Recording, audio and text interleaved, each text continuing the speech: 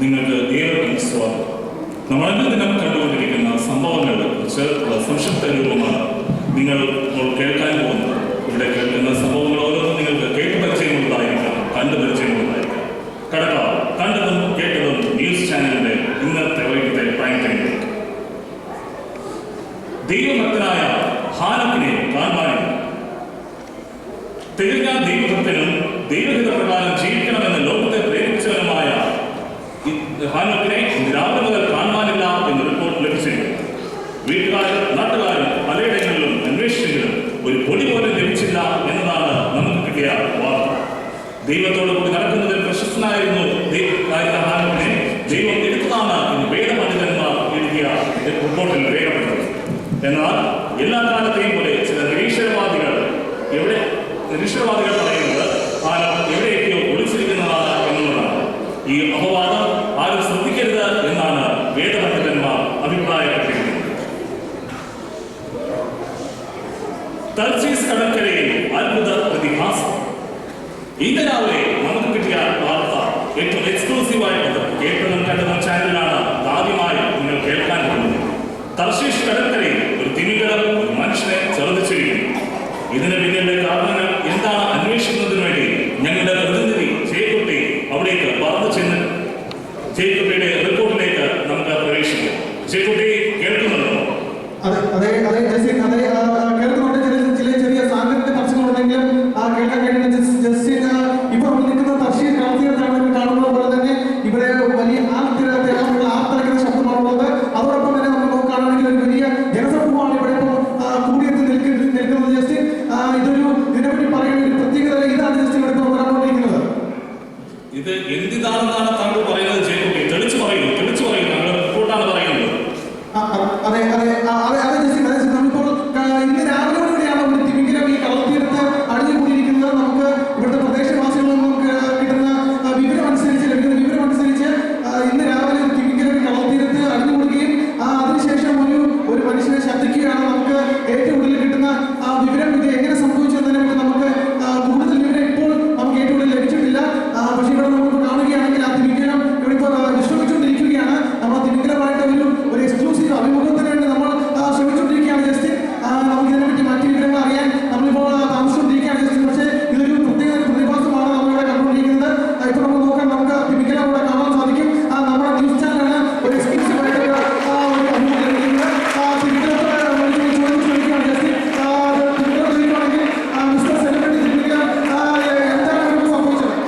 Celebrity മിണ്ടരുത് എന്റെ പുള്ളേ.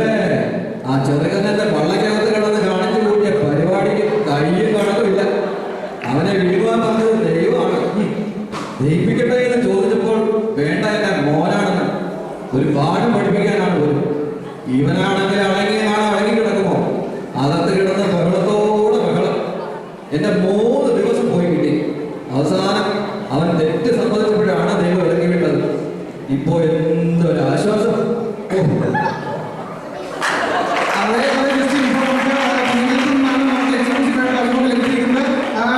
കേട്ടതുപോലെ തന്നെ വളരെ വികാരഭരിതനായിട്ടാണ് തിമിംഗലം നമ്മളോട് സംസാരിച്ചത്.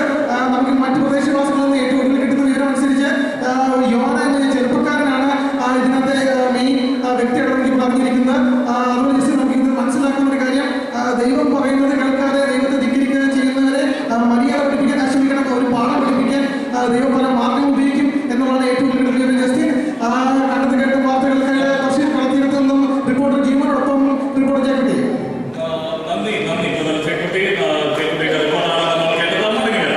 ഇപ്പോൾ കിട്ടിയ ഒരു വാർത്ത, ഷാർജ ITC സഭയുടെ മുദ്രികാ സംഘടനകളുടെ വാർഷികത്തിനിടയിൽ തങ്ങൾക്ക് പരിപാടി അവതരിപ്പിക്കണം എന്ന് പറഞ്ഞ വേദി കയ്യേറിയിരിക്കുകയാണ് ചില അമ്മാവന്മാർ. അവരെ പരിചയപ്പെടുത്താതെ പരിപാടി അവതരിപ്പിക്കാൻ സമ്മതിക്കില്ല എന്നാണ് അവർ പറയുന്നത്. തത്സമയ സംരക്ഷണത്തിലേക്ക് നമുക്ക് പോകാം. ഇവിടെ കടന്നു വന്നിരിക്കുന്ന അമ്മമാരെ പരിചയപ്പെടുത്താതെ ഒരു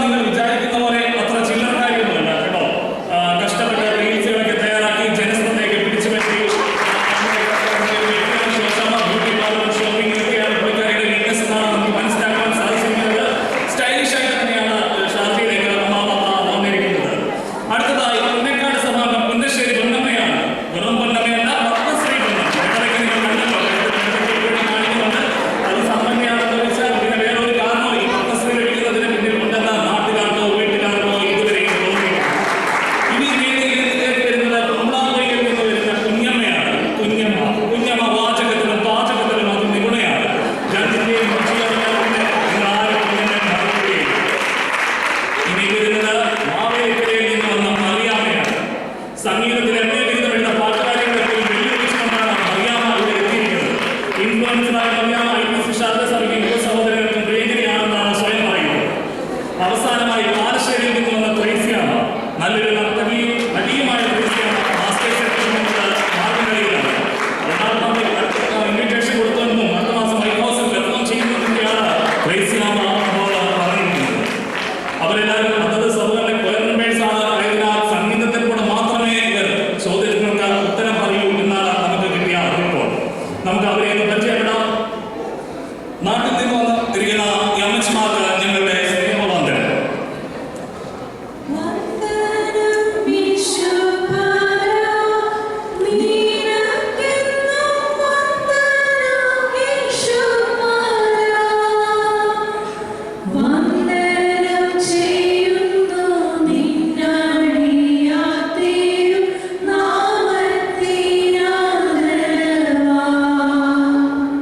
എങ്ങനെയുണ്ടായിരുന്നു അമ്മമാരെ എങ്ങോട്ടുള്ള യാത്ര?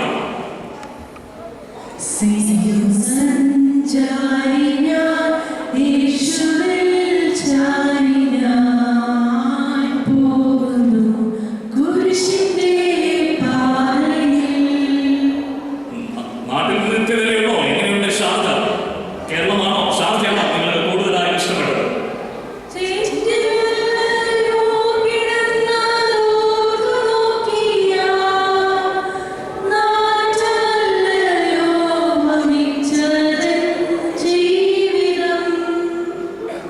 അങ്ങനെ പറയരുത്.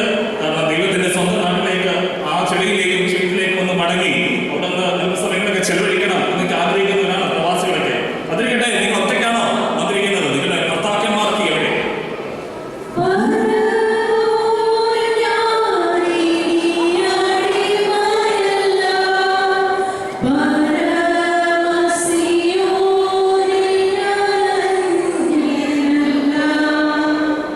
എന്ത് പറ്റി? അതിനിടയ്ക്ക് ത്രേസ്യാമ്മയ്ക്ക് മാത്രം ഇതിനകത്ത് അഭിപ്രായമില്ലല്ലോ. ആ അഭിപ്രായം അച്ഛനെ പറ്റി വേറെ എന്തോ പറയാനുണ്ടെന്നാണ് മനസ്സിലാക്കാൻ സാധിക്കുന്നത്.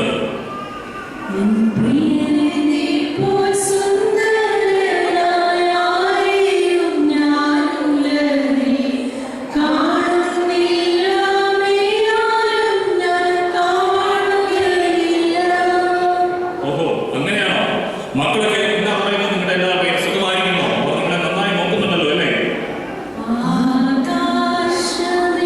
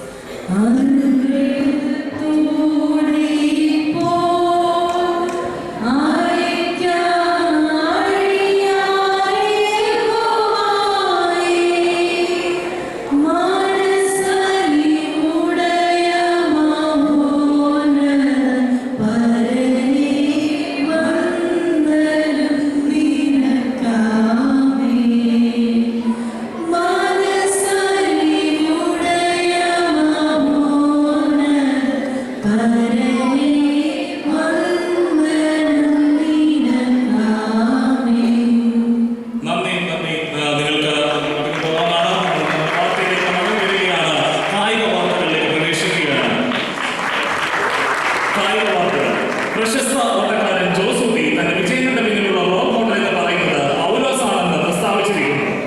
പൗലോസ് കാണിച്ചു തന്ന മോഡലിൽ കൂടെ സഞ്ചരിച്ചത് തന്റെ ജീവിതത്തെ മാറ്റിമറിച്ചു എന്നാണ് അദ്ദേഹം പറയുന്നത്.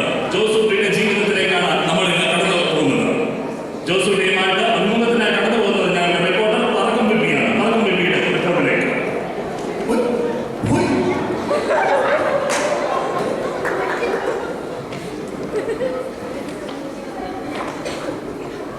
ജോസൂട്ടി താങ്കളെ കാണുന്നത് വളരെ സന്തോഷമുണ്ട്. ലോകമെമ്പാടും വന്നിരിക്കുന്ന വലിയൊരു അത്ലറ്റാണ് എന്നതിൽ സന്തോഷമുണ്ട്. എന്നാലും പൗലോസാണ് ഇതിന് പിന്നിലെന്ന് പറയാൻ എന്താണ് കാരണം? What is the reason? ഞാൻ ചോദിച്ചു, അത്രയും അതെങ്ങനെ ഇതിനകത്ത് താങ്കളിലേക്ക് വിടാം? അതൊരു കാര്യമല്ലേ? പൗലോസ് പറഞ്ഞത് കേട്ടിട്ടില്ലേ? ഓട്ടക്കളത്തിലൂടെ ബിരുദ പ്രാപിച്ചു. അത് തന്നെ ഞാൻ ചെയ്തു. ഞാൻ എൻ്റെ നേരെ ഓടി ബിരുദ പ്രാപിച്ചു. അതൊരു ആത്മീയമായി ബന്ധപ്പെട്ടുള്ള കാര്യമല്ലേ? അതെ അതെ അതെ, കൂടുതലൊന്നും പറയണം. അതൊക്കെ ആത്മീയമൊക്കെ ആയി. പൗലോസ് ഓട്ടം ഓടി, ഓട്ടം തികച്ചു, കീഴം പ്രാപിച്ചു. ഞാൻ അത് തന്നെ പിന്തുടർന്നു. ഞാൻ വിജയിച്ചു. അത്രയേ ഉള്ളൂ. Okay, thank you Joseph. നിങ്ങളെ കാണാൻ സാധിച്ചതിൽ വളരെയധികം സന്തോഷം. Over to news reader industry. നന്ദി ബിബി. അടുത്തത് നമ്മുടെ കാലാവസ്ഥാ നിരീക്ഷണത്തിലേക്ക് നമുക്ക് കടക്കാം. കാലാവസ്ഥാ നിരീക്ഷണവുമായ റിപ്പോർട്ടർ ജയക്കുട്ടി ചേരുകയാണ്. ജയക്കുട്ടി, ഇന്നത്തെ കാലാവസ്ഥാ നിരീക്ഷണം നിങ്ങൾക്ക് ലഭിച്ചിട്ടുണ്ടോ? അത് ജസ്റ്റിൻ, നമുക്ക് ഇപ്പോൾ നരകത്തിൽ നിന്നും നമുക്ക് ലഭിച്ചിരിക്കുന്ന റിപ്പോർട്ട്, ധനമാനം ലഭിച്ച റിപ്പോർട്ടാണ്. ധനമാൻ പറയുന്ന റിപ്പോർട്ട് അനുസരിച്ച് നരകത്തിൽ വളരെയധികം ചൂടാണ്. പക്ഷെ അവിടെയുള്ള ജനങ്ങൾ ആരും നശിച്ചു പോകുന്നില്ല എന്നാണ് ഒടുവിൽ കിട്ടുന്ന റിപ്പോർട്ട്. അത് മാത്രമല്ല, നമുക്ക് അവിടെ നിന്ന് റിപ്പോർട്ട് പ്രകാരം പറയുകയാണെങ്കിൽ അവിടെ നരകത്തിൽ നിന്നും വളരെയധികമായിട്ടുള്ള മുറവിലിയും സങ്കടവും പല്ലുകടിയും നമുക്ക് അവിടെ കേൾക്കാൻ സാധിക്കുന്നുണ്ട്. പക്ഷെ എന്നിരുന്നാലും ഈ നരകത്തിലേക്കുള്ള വഴി വളരെ വിശാലമായതുകൊണ്ട് തന്നെ വളരെ ജനസമൂഹം ആ വഴിയെ കടന്നു പോകുന്നത് നമുക്ക് കാണാൻ സാധിക്കും.